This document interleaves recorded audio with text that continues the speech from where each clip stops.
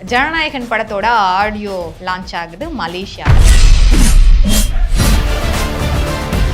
தமிழ்நாடு மட்டும் அதிரல்ல, உலகமே அதிர்வதற்காக வாய்ப்பை தலைவர் இறுதி படமாக ஜனநாயகத்தை, தமிழர்கள் எங்கெல்லாம் பரவி இருக்கிறார்களோ ஜனநாயகத்தை ஆதரிப்பார்கள். தமிழ்நாடு அரசியல் தான் இங்க இவ்வளோ கண்டிஷன்ஸ் கொடுக்குறாங்கன்னா மலேசியா அரசும் அங்க கண்டிஷன்ஸ் கொடுக்குறாங்களே. திருப்பரங்குன்றம் இஷ்யூல விஜய் அவர்கள் ஏன் கருத்து தெரிவிக்கிறார்? எங்கள் அத்தை மக கஸ்தூரி உங்கள்கிட்ட பேசுகிறாங்களா? இல்லை எங்கள் அத்தை மக பேர் கஸ்தூரி, உங்களுக்கு எப்படி தொடர்பு? நடிகை கஸ்தூரி ஒரு நடிகையா? அவங்களுக்கு யாரும் ஸ்கிரிப்ட் எழுதி கொடுத்துருக்குறாங்கன்னு நான் நினைக்கிறேன். 41 உயிர்களை காவு வாங்கிய விஜய் அவர்கள்னு சொல்றாங்க. அவரை கைது பண்ணணும். சிபிஐ விசாரணை போயிட்டு இருக்கும்போது இவர் எப்படி எங்களை குற்றச்சாட்டு சொல்லணும்? தலைவனை பார்த்து எப்பொழுது வர காத்திருக்கிறீர்கள் என்று தமிழகமே ஏங்கி தவிக்கிறது என்றால் குற்றவாளி என்பதை கூட்டத்தின் வாயிலாக நாங்கள் நிரூபிப்போம். சங்கியாக இருக்கிற ஹச்ராஜாவை யாரும் சட்டமன்ற உறுப்பினராக இவங்க தான். அப்போ இவங்களுக்கு பேர் என்ன? அது ஏதோ ஒரு காலகட்டங்கள்ல அவங்க கூட கூட்டணி வைக்கும்போது பாஜகவோட பி டீம் சி டீம் தான் தாவைக்கான்னு சொல்லிக்கிட்டே இருக்காங்களே பலரும். பாரதிய ஜனதாவுடைய ஏ டீமே திமுக தான். ரெட்நூல் நேயர்களுக்கு வணக்கம். இன்றைக்கு சிறப்பு நேர்காணல்ல தாவேக்காவிலிருந்து முகில் வீரப்பன் அவர்கள் இணைஞ்சிருக்காங்க. அவங்க இருந்து இன்றைய தமிழக அரசியல்ல பலரும் தாவேக்கா கட்சியினர் மீதும் இல்ல அடுத்து வரக்கூடிய ஜனநாயகன் ஆடியோ லான்ச் மீதும் பல விமர்சனங்கள் வந்துட்டே இருக்கு. அதை பத்தி ஒரு கிளியரான ஸ்டேட்மெண்ட்டை வந்து முகில் வீரப்பன் கிட்ட இருந்து கேட்டு தெரிஞ்சுக்கலாம். வணக்கம் சார். வணக்கம் சார். ஆக்சுவலா வந்து இன்னைக்கு கஸ்தூரி மேம் பேசும்போது திருப்பரங்குன்றம் இஷ்யூக்கு விஜய் அவர்கள் வாயே திறக்கல. எதுனா ஒரு பக்கம் பேசிதான் ஆகணும், இல்ல பேசாமையாவது இருந்தணும். ஏன் யாருன்னா ஸ்கிரிப்ட் எழுதி கொடுக்குறவங்க இன்னைக்கு லீவா அப்படின்ற ஒரு ஸ்டேட்மெண்ட்டும் கேட்குறாங்க. திருப்பரங்குன்றம் இஷ்யூல விஜய் அவர்கள் ஏன் கருத்து தெரிவிக்கல? எங்கள் அத்தை மக கஸ்தூரி உங்கள்கிட்ட பேசுகிறாங்களா? இன்னைக்கு பார்த்தேன் சார் ப்ரெஸ் மீட்ல. எங்கள் அத்தை மக பேர் கஸ்தூரி, உங்களுக்கு எப்படி தொடர்பு? நடிகை கஸ்தூரி. ஒரு நடிகையா? இந்த படங்கள்லாம் ஆடுமே நடிப்பாங்களே அவங்க தானே? நடிகை கஸ்தூரி நடிகை. அவங்களுக்கு ஸ்கிரிப்ட் தானே அவங்க நடிக்கிறதே. இப்போ அவங்களுக்கு யாரும் ஸ்கிரிப்ட் எழுதி கொடுத்துருக்குறாங்கன்னு நான் நினைக்கிறேன் பேசுவதற்கு. அவங்க அம்மா தானே, நம்மளுக்கெல்லாம் அம்மா தானே வேணும். திருமதி கஸ்தூரியா செல்வி கஸ்தூரியா? நடிகை கஸ்தூரி சார். சரி, நடிகை கஸ்தூரி ஏதோ ஒன்று. திருமதி தானா? சரி சரி. திருப்பரங்குன்றம் இஸ்லாமியர்களாக இருக்கிற தமிழர்களும் இந்து என்று சொல்லப்பட்ட தமிழர்களும் தமிழர்கள் தானே? தமிழர்கள் தான் சார். கிறித்துவ மதத்தில் இருக்கிறவங்க இல்லை வந்து அரேபிய கண்ட்ரிலேருந்து வந்தாங்களா? தமிழர்கள் இந்தியர்கள் அப்புறம் இந்துக்கள் என்ன கைபர் கணவாய் வழியாக வந்தவர்களா? இல்லை இல்லை. 2 தமிழர்களும் மத மார்க்கத்தை கடந்து மனிதநேயத்தோடு மேலே தீமையத்தி முடிச்சுட்டாங்க 6 மணிக்கே. அப்புறம் என்ன அதில் விஷயம்? ஒவ்வொரு கட்சிகளும் தன்னுடைய கருத்துக்களை முன்வைக்கிறாங்க. இந்த எங்களுடைய கருத்து தான். தமிழர்கள் கொண்டாடி விட்டார்கள், சந்தோஷமா இருக்கிறாங்க, மக்களுக்குள்ள பிளவு இல்லை. பிளவுவாதிகள் போராட்டம் பண்ணுறாங்கன்னா பிடிச்சி கைது பண்ண வேண்டியது அரசு. இந்த அரசு அவங்கள போராட விடுதுன்னு சொன்னால் 2 பேரும் இணைப்பு. தமிழ்நாட்டின் மொத்த உருவத்தின் சங்கி குறிப்பாக ஆர்எஸ்எஸ் கும்பலின் வழிகாட்டியாக தமிழ்நாட்டில் இயங்கி கொண்டிருக்கிற ஒரே கட்சி திமுக. என்ன சார் சங்கியன் பாஜகவோட வழிகாட்டின்னு சொல்றீங்க? பாஜக எதுக்காக இங்க தமிழ்நாட்டில் இருக்கணும்? சங்கியாக இருக்கிற ஹச்ராஜாவை யாரும் சட்டமன்ற உறுப்பினராகணும் இவங்க தானே. அப்போ இவங்களுக்கு பேர் என்ன? அது ஏதோ ஒரு காலகட்டங்களில் அவங்க கூட கூட்டணி வைக்கும் போது நடந்திருக்கலாம் இல்லையா? அவங்க வீட்டுக்குள்ள சமஸ்கிருதம் தானே ஒழிக்குது. என்னாடுடைய இறைவா போற்றி என்றா பாடுகிறார்கள். பொங்குபல சமயம் என்னும் புகுந்துகள் அந்த இடநிறைவாய் பொங்கி ஓங்கும் கங்கும் காணாத கடலே வானா அங்கே ஒழிச்சிக்கிட்டு இருக்கு முதலமைச்சர் வீட்டுக்குள்ள. முதலமைச்சர் அவர்கள் உங்கள் மீது எனக்கு மரியாதை உண்டு.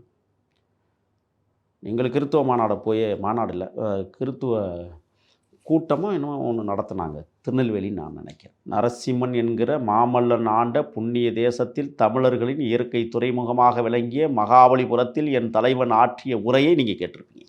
ஆமா, அதுல யோசேப்போட பிறந்த இயேசுநாதரை மாமல்லபுரத்திற்கு அழைத்திருக்கிறார். எத்தனை அதிலே கிறித்துவத்தின் போதகர்கள் கலந்து கொண்டு கருத்தியலை விதைத்திருக்கிறார்கள். அங்கே ஒரு சம்பவம் நடந்துச்சு தெரியுமா? முதலமைச்சர் உட்கார்ற நாற்காலியில் கட்டுவிரிய மாம்பு. அது விசாரிக்கப்படணும் தீவிரமாக. ஏன்னா எங்களுக்கு முதல்வர் மீது விமர்சனம் இருக்கிறது, காட்டமான விமர்சனங்கள் இருக்கிறது. கட்டுவிரிய மாம்பு உங்களை கடிக்காமல் இன்னொருத்தனை கடித்து அவன் மருத்துவமனையில் இருக்கிறான். பரிதாபத்திற்குரிய நிகழ்ச்சி. நீங்கள் நீடூழி வாழ வேண்டும், நீங்கள் தப்பிச்சிருக்கிறீங்க, வாழ்த்துக்கள். ஏன்னா கட்டுவிரிய மாம்பு கடிச்சிட்டா அவ்வளோ சீக்கிரமெல்லாம் உயிர் பிழைக்க முடியாதுன்னு சொல்கிறாங்க. எங்கள் ஊர்லலாம் நிறைய பேர் இறந்துருக்குறாங்க. ஆக கட்டுவிரியன் பாம்பு எப்படி நாற்காலிக்குள் வந்ததையே இப்போ விசாரிக்கணும். அதில் என்ன சார் சந்தேகம் இருக்குது? ஒரு 4 நாளைக்கு முன்னாடி கட்டுவிரிய பாம்பை வச்சு தான் 2 பிள்ளைகள் அப்பனை இதில் ஏதோ சதி இருப்பதாக நான் கருது. யாருடைய சதி இருக்குன்னு நினைக்கிறீங்க? இல்லை, யாருன்னு தெரியல. அதை விசாரிக்கணும்னு சொல்கிறேன். ஏன்னா முதலமைச்சர், மக்களால் தேர்ந்தெடுக்கப்பட்டவர், நம்மளுடைய முதலமைச்சர். நாங்கள் எந்த இடத்துலையும் விட்டு கொடுக்க முடியாது. அதை அவர் ஆளுகிறவரை நமக்கு தான் முதலமைச்சர். அவருக்கு எந்த அசம்பாவிதங்களும் நடந்துவிடக்கூடாது. காந்தியை கொன்றவர்கள் யார்? கோட்சே யார்? காந்தி எந்த கொள்கையை ஏற்றாரோ அதே கொள்கைவாதிகள் தான் காந்தியை கொன்றார்கள். முதலமைச்சர் பாதுகாப்பாக தயவு செய்து பத்திரமாக பயணம் செய்யுங்கள். இந்த நாட்டிற்கு உடைய வாழ்க்கை வழிகாட்டியாக நாங்கள் எடுப்போம். சில இடங்களில் மட்டும் நீங்கள் போராடி இருக்கிறீர்கள் இந்த மண்ணை பாதுகாப்பதற்கு, வாழ்த்துகிறோம். ஆனாலும் இன்றைக்கு அரசியல் இந்த மக்களை இலவசமாக மாற்றி வைத்து, இலவசம் என்கிற பெயரை சொல்லி அவமானப்படுத்தி வைத்திருப்பதை ஒரு நாளும் நாங்கள் ஏற்றுக்கொள்ள மாட்டோம். அப்படிப்பட்ட ஒரு சூழலில் இன்றைக்கு தமிழ்நாடு கட்டுவிரியன் பாம்பை விட்டு கடித்துக் கொள்வதற்கு கூட திட்டம் தீட்டுகிறது என்றால் எப்படி இருக்கிறது நாடு என்பதை நாம் பார்த்து கொள்ள வேண்டும். நம்ம திருப்பரங்குன்றத்துக்கு வரலாம். ஏன் தலைவர் விஜய் அவர்கள் கிட்ட இருந்து இப்போ வரைக்கும் ஒரு அறிக்கையோ பேச வேண்டிய அவசியம் இல்லை. தமிழர்கள் பாதுகாப்பாக இருக்கிறார்கள், தமிழர்கள் தீபம் ஏற்றினார்கள். விஜய் அவர்கள் இதுவரைக்கும் பேசாததுக்கு பாஜகவை பார்த்து பயப்படுறாரு, அதனாலதான் பேசலன்ற கருத்தையும் சொல்றாங்களே. இது இவங்க கூட்டணி வச்சுக்குவாங்க, ஆட்சியில பங்கு வச்சுக்குவாங்க, அதிகாரத்தை வாங்கிக்குவாங்க. ஆனா எங்களை பார்த்து சொல்றது ஒரு சம்பவம் சொல்லுங்க. RSSோடு பாரதிய ஜனதாவோடு நாங்கள் உறவாடி இருக்கிறோம் என்கிறது ஒன்றை சொல்லுங்க யாராவது. நான் முதவே சொல்லிட்டேன், ஒரு சோடை சோறுக்கு ஒரு பானை சோறு பதம். ஹச்ராஜாவை நீங்கள் தான் சட்டமன்ற உறுப்பினராக ஒரே முறை ஆக்கி விட்டது. அதுக்கு மேலே நான் சொல்ல விரும்பலை. நாங்கள் பிரதான எதிரியாக பாரதிய ஜனதாவை கருதுகிறோம். தாவேகாவுக்கு நிச்சயமாக, உறுதியாக. ஆனால் விஜய் அவர்கள் பேசும்போது களத்தில் இல்லாதவங்க, நான் என்ன கேட்குறேன்னா, காற்றுக்கு போய் டாக்டர் பட்டம் கொடுக்க முடியுமா? இல்லாதவனுக்கு எந்த பட்டமும் கொடுக்க முடியாது. இல்லாததை பற்றி என் தலைவன் பேசி அவருடைய உதட்டுகளில் இருந்து வருகிற வார்த்தை உலகம் முழுவதும் பேசப்படுகிறது. தமிழ்நாடு அரசியல்ல பாஜக இல்லைன்னு சொல்ல வரீங்களா? நிச்சயமா இல்லை. அப்போ 2024 போட்டிட்டு இருக்காங்க. இன்றைக்கு அதிமுக கூட கூட்டணியில இருக்காங்க. அவங்க தமிழ்நாட்டுல வெற்றி பெறுவோம்னு சொல்றாங்க. இதெல்லாம் வச்சு எப்படி பாஜக தமிழ்நாட்டுல இல்லைன்னு சொல்ல வர்றீங்க? தெம்பு இருந்தா, திராணி இருந்தா தனியாக நில்லுங்க. தமிழ்நாட்டில் யார் ஓட்டு போடுறான்னு நாங்கள் பார்க்குறோம். ஊருக்கு ஒரு ஓட்டு இருக்கா காங்கிரஸை போல்? தனியாக நின்று சாதிச்சு காட்டுங்க பார்ப்போம். நீங்கள் தான் இந்தியாவை ஆண்டுகிட்டு இருக்கிறீங்கல்ல, தமிழ்நாட்டில் தனிச்சு நில்லுங்க. நீங்கள் தான் இந்தியாவுக்கே சேவை செய்கிறீங்கல்ல, தனியாக நில்லுங்க. ஏன் உங்களுக்கு கூட்டணி? அமித்ஷா அவர்கள் ஒரு பக்கம் பேசிக்கிட்டு இருக்காங்க, பீகார் எலெக்ஷனுக்கு அப்புறம் தமிழ்நாட்டில் நம்ம வெற்றி பெறதான் நம்மளுடைய இலக்குன்னு சொல்றாங்க. அதுக்கு சிஎம் அவர்களும் ஒரு பதில கொடுக்குறாங்க, சங்கி கூட்டமே வந்தாலும் தமிழ்நாட்டில் வெற்றி பெற முடியாதுன்னு. அவங்களுடைய நம்பிக்கை, அந்த உரிமையும் உணர்வும் கலந்த கலப்போடு பேசுகிற கூட்டம் தமிழக வெற்றி கழக கூட்டம். அதை முதல்ல தெரிஞ்சுக்கணும். எங்கேயும் நாங்கள் கொள்ளையடிக்கலை, எவன்டையும் போய் கையேந்தலை, யார்கிட்டையும் போய் கெஞ்சலை, யாருடனும் நாங்கள் கூட்டணி இல்லை. நாங்கள் பேசுவதற்கு மட்டும்தான் இந்த தமிழ்நாட்டில் உரிமை இருக்கிறது. அவர்கள் அப்படி பேசிக்கொள்வார்கள், அண்டர்டெய்லிங் வச்சுக்குவாங்க. எங்களுக்கு அந்த அண்டர்டெய்லிங்லாம் கிடையாது, தேவையில்லை. மக்கள் எங்கள் பக்கம் இருக்கிறார். பாஜகவோட பி டீம் சி டீம் தான் தாவேகான்னு சொல்லிக்கிட்டே இருக்காங்களே பலரும். பாரதிய ஜனதாவுடைய ஏ டீமே திமுக தான். இது திமுக ஏற்றுப்பாங்களா? ஏன் ஏற்றுக்க மாட்டாங்க? ஏன் கூட்டணி வைக்காதவங்களா? தாமரை வாழ்கன்னு சொல்லாதவங்களா? அந்த 2 வாட்டி கூட்டணி வச்சும் வெற்றி பெறவில்லை தானே? வெற்றி பெறாங்க, பெறல. சனாதன சக்திகளுக்கு தமிழ்நாட்டில் இடம் கொடுத்ததே இந்த சங்கி கூட்டம் தான், திமுக என்கிற சங்கி கூட்டம் தான். ஒத்துக்கிறீங்களா? அதை கொள்கை என்பது இருக்கிறதுல, ஒரு கட்சிக்கு ஒரு கொள்கை இருக்குல்ல, அந்த கொள்கையை விட்டு நீங்கள் இடம் பெயர்ந்தீங்கன்னா நீங்கள் யாரு? திராவிட கொள்கையை தானே பின்பற்றுறாங்க திமுக. என்ன திராவிட கொள்கை? பெரியாரையும் என்ன பெரியார் அண்ணா கொண்டு வந்த கொள்கைகளையும் இப்போ வரைக்கும் பெரியாருக்கு அப்புறம் இவங்க தானே பாதுகாத்துட்டு வராங்க. கடவுளை மற மனிதனை நினைன்னு சொன்ன மகத்தான தத்துவத்தை ஏற்றி நிற்கிறாங்களா? ஒன்றே குலம் ஒருவனே தேவன் உலகத்திற்கு பறைசாற்றிய பெருந்தகை பேரறிஞர் அண்ணா கூற்றை இவங்க அப்படியே வாழ வச்சுட்டு இருக்கிறாங்களா? சொல்லுங்க பார்ப்போம். மாற்றான் தோட்டத்து மல்லிகைக்கு மனமுண்டு என்று மனம் பரப்பிய பெருந்தகை பேரறிஞர் அண்ணா தன் இயக்கத்தை விட்டு போன அழகிரியை பார்த்து கொஞ்சுகிற போது கூட அந்த மாதிரி நீங்கள் கொஞ்சி எல்லாத்தையும் வரவழைச்சி உள்ளே உட்கார்ந்து பெரியாருடைய கோட்பாடுகளை விதைக்கிறீங்களா? இந்த தேசத்தில் பெரியாரின் கொள்கைகளை கொண்டு போய் சேர்ப்பதற்கு எங்கேயாவது சிந்தனை கூட்டங்கள் நீங்கள் நடத்திய வரலாறு உண்டா? இந்த திராவிடர் கழகம்னு ஒன்று இருக்குது, தந்தை பெரியாரால் உருவாக்கப்பட்டு சிதைந்து போய் கிடக்கிற அது ஒரு சங்கி. எவனெல்லாம் சாதி பார்க்குறானோ அவன் தான் சங்கி. திராவிட கழகம் ஜாதி பார்க்குதுன்னு சொல்ல வரீங்க? ஆமாம். என்ன சார் சொல்கிறீங்க? ஏன் இல்லைன்னா கவின் படுகொலைக்கு அவர் பேசியிருப்பாராம். 33 ஆணவ படுகொலைக்கு ஏன் திராவிடர் கழகம் வாய் திறக்கலை? விஜய் அவர்களும் வாய் திறக்கவில்லைன்ற ஸ்டேட்மெண்ட் வந்து யாதும் ஊரே யாவரும் கேளி பிறப்புக்கும் எல்லா உயிருக்கும். இந்த தத்துவத்தை நாங்கள் போயிட்டுருக்கிறதுனால தான் கவின் படுகொலை என்பதும் ஒரு படுகொலை. அதற்கு மட்டுமே முக்கியத்துவம் கொடுத்து விட முடியாது. அப்ப திராவிட கழகமும் அதற்கு மட்டுமே முக்கியத்துவம் கொடுக்கணுன்ற அவசியமும் இல்லை தானே நீங்க சொல்றபடி பார்த்தா? நல்ல கேள்வி. அங்கே இவர்கள்தான் சாதியை ஒழித்து தமிழர்களாய் வாழ வேண்டும் என்று கூப்பாடு போட்டு பொய்யுரைகளை பரப்புகிறார்கள். அவர்களுக்கு எல்லா சமூகத்தினரும் ஒன்றாக தெரியணும். நாங்கள் எல்லா சமூகமும் ஒன்றாக இருக்கணும்னு போராடிக்கிட்டு இருக்கிறோம். ஒன்றா களமாடணும். அதான் பிறப்புக்கும் எல்லா உயிருக்கும். நாங்கள் அதுக்காக நிற்கிறோம்.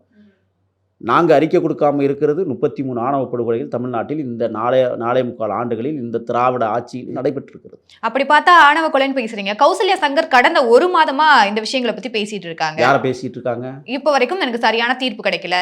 யார குறை சொல்றாங்க? திமுக அரசு மீது. அப்ப உங்களுக்கு புரிஞ்சிருச்சா யார் குற்றவாளிகள்? அப்போ நீங்க ஒருத்தவங்க குற்றம் சாட்டுறாங்க. அப்போ நமக்கு ஒரு பக்கம் அநீதி நடந்திருக்குன்னா நம்ம அந்த பக்கம் தானே நிக்கணும். தாவேக்கா ஏன் இது வரைக்கும் எந்த ஒரு விஷயம்? ஒரே ஒரு செய்தி, கவின் ஆணவ படுகொலைக்கு நீதிமன்றத்தின் வாயிலாக போராடுகிறது தமிழக வெற்றி கழகம். அது உங்களுக்கு தெரியுமா? மலந்தண்ணி குடித்தவர்கள் வேங்கவையல் அவர்களே குற்றவாளியாக்கிய கொடுமை உலகத்தில் வேறு எங்கும் இல்லை. நான் அடிக்கடி சொல்லுவேன். இப்போ நான் சொல்கிறேன், கவின் ஆணவ படுகொலையை பேசும்போது 33 ஆணவ படுகொலையும் பேச வேண்டும். நாங்கள் பேசுவதற்காக வந்தவர்கள் அல்ல, செயலாற்றுவதற்காக வந்திருக்கிறோம். அதை தடுப்போம். ஓகே, நீதிமன்றம் வாயிலா நீங்க இது பண்ணிருக்கீங்கன்னு சொல்ல வரீங்க. வேங்கவயல் பிரச்சனையில் இன்றைக்கும் உச்சநீதிமன்றம் வரை போயிருக்கிற மாபெரும் இயக்கம் மக்கள் இயக்கம் தமிழக வெற்றி கழகம். ஒத்துக்கிறீங்களா இல்லையா? எங்கள் அண்ணன் ஆதவர்ச்சுனா அதற்காக களமாடிக்கிட்டு இருக்கிறார். ஒரு பக்கம் இந்த தேசத்தில் சாதி சமயம் மற்ற சமூகத்தை உருவாக்கப்பட வேண்டும் என்பதுதான் தமிழக வெற்றி கழகத்தின் பிரதான முழக்கமே. அதுக்காகத்தான் எங்கள் 5 பெரும் தலைவர்கள், கொள்கை தலைவர்களை நாங்கள் ஏற்றிருக்கிறோம். சும்மாலாம் ஏற்றுக்கல. தமிழ்நாட்டு தலைவர்கள் 4 பேரையும் இந்திய தலைவர்கள் ஒருவராக விளங்கக்கூடிய மாபெரும் மகத்தான தலைவர் அம்பேத்கரை நாங்கள் தலைவராக ஏற்று வச்சுக்கணும். சும்மாலாம் இங்கே வந்து வாய்ச்சவடாலாம் பேசிட்டு போகிறதல்ல தமிழக வெற்றி கழகம். செயல் மட்டுமே எனக்கு பிடிக்கும், அந்த செயலே என்னை அடையாளப்படுத்தும் என்கிற தத்துவத்தை உள்வாங்கி கொண்டு செயலாற்றி கொண்டிருக்கிறோம். இந்த மாதிரி பேசி விட்டு கடந்து பேசினவெல்லாம் என்ன ஆச்சு? கவின் படுகொலை பற்றி கூப்பாடு போட்டவெல்லாம் எங்கே? என்ன இப்போ நடக்குது? முடிஞ்சிருச்சாது? இவங்க கூப்பாடு போட்டு அங்கே போய் கண்ணீர் மல்க அழுததெல்லாம் முடிஞ்சிருச்சா? வெற்றி கிடச்சிருச்சா? இன்னும் கவினை படுகொலை செய்த குற்றவாளிகளின் தாயை கைது செய்ய மறுக்கிறது இந்த அரசு. அதை பற்றி பேசுங்க. ஏன் சாதியமா? ஏன் கைது பண்ணல? குற்றவாளியினுடைய தாயை சம்பந்தப்பட்டிருக்கிறான்னு குற்றச்சாட்டு இருக்குல்ல, அதை பற்றி பேசுகிறோம். அதை பற்றி திறனாய்வு செய்கிறோம். நாங்கள் படுகொலையை பற்றி பேசுவதற்காக அல்ல, படுகொலை நடத்தக்கூடாது என்பதற்காக பேசுகிறோம். இதுதான் மற்றவங்களுக்கு எங்களுக்குள்ள வித்தியாசம். நடக்கவே கூடாது. அதற்கான சட்ட விதிகளை மாற்றுவதற்கு தான் மக்களோடு கைகோர்த்து இருக்கிறது மகத்தான இயக்கம் தமிழக வெற்றி கழகம். அதுதான் பிறப்புக்கும் எல்லா உயிருக்கும். தலைவர் சொல்லியிருக்கிறாங்க, கட்டுப்பாடாக பேசுங்க, உரிமையில் யாரையும் பேசிடாதீங்க, பண்போடு பேசுங்கள், பக்குவமாய் பேசுங்கள், குற்றத்தை சுட்டி காட்டுங்கள். எங்களுக்கிட்ட இருக்கிற கட்டளை எங்கள் தலைவர், யாரையும் புண்படுத்தாதீங்க. துரோகிகள் துரோகத்தை செய்வார்கள், எதிரிகள் எதிரியாகவே இருப்பார்கள். எமக்கு அது வேலை அல்ல. நாம் நீண்ட தூரம் பயணிக்க வேண்டிய தேவை இருக்கிறது. மக்களை பக்குவப்படுத்துவதற்காக நாம் களமாடுகிறோம். இந்த மக்களை திசைவழி போக்கை உருவாக்குகிறோம். சாதிகளும் சமயங்களும் இல்லாத மக்களாக, தமிழர்களாக உருவாக்குவதற்கு தமிழக வெற்றி கழகம் களத்தில் இறங்கி இருக்கிறது. இது மிகப்பெரிய யுத்த களம். இந்த யுத்த களத்தில் ஒரு போர்ப்படை தலைவனாக என் தலைவன் இன்றைக்கு முன்னால் நின்று களமாட துடிக்கிறார். கைகோர்க்க நாங்கள் இருக்கிறோம். விஜய் அவர்கள் அந்த கிறிஸ்துமஸ் விழாவில் மகாபலிபுரத்தில் கொண்டாடினதுல பேசியிருந்தாங்க. ஜோசப்போட கதையும் அங்கே சொல்லியிருந்தாங்க. அந்த கதை என்னன்னு ஆடியன்ஸ்க்கு சொல்ல முடியுமா? அக்கிரமக்காரர்கள் யார் என்பதை சூசகமாக என் தலைவன் சொல்லியிருக்கிறார். குட்டி ஸ்டோரி சொல்லியிருக்காரு. அந்த சகோதரர்களால் குழியில் தள்ளப்பட்டு மறுபடியும் இன்னொரு நபர்கள்கிட்ட விற்கப்பட்டு அந்த நாட்டுக்கு போய் அவர் ஒரு அரசு அதிகாரியா வந்து அதுக்கப்புறம் மறுபடியும் அண்ணன் தம்பிகளை பார்த்து மன்னிச்சு ஏத்துப்பாரு தானே கடைசியில்? கண்டிப்பா.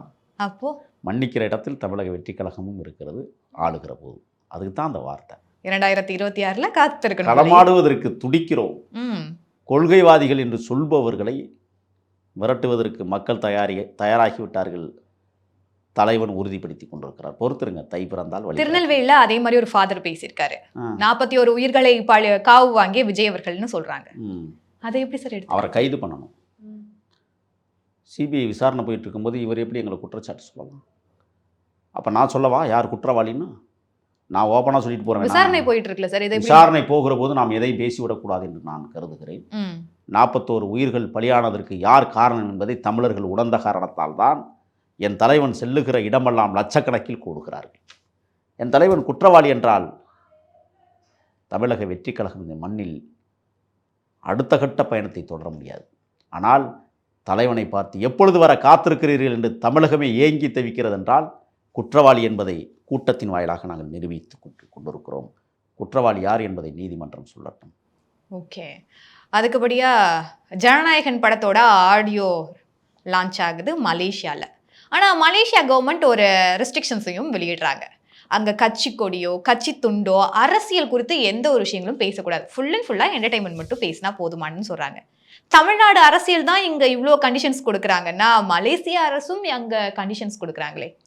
அது அந்த நாட்டு சட்ட விதிகள், அதை யாராலும் இங்கே தடுக்க முடியாது. ஓகே, ஆனால் இதுக்கு முன்னாடி விஜய் அவர்கள் இதுக்கு முன்னாடி பேசும்போது ஆடியோ லான்ச்னு சொல்லும்போது கண்டிப்பாக வந்து விஜய் அவர்கள் ஒரு குட்டி ஸ்டோரி சொல்லுவார் அப்படின்னு சொல்லப்பட்டாங்க.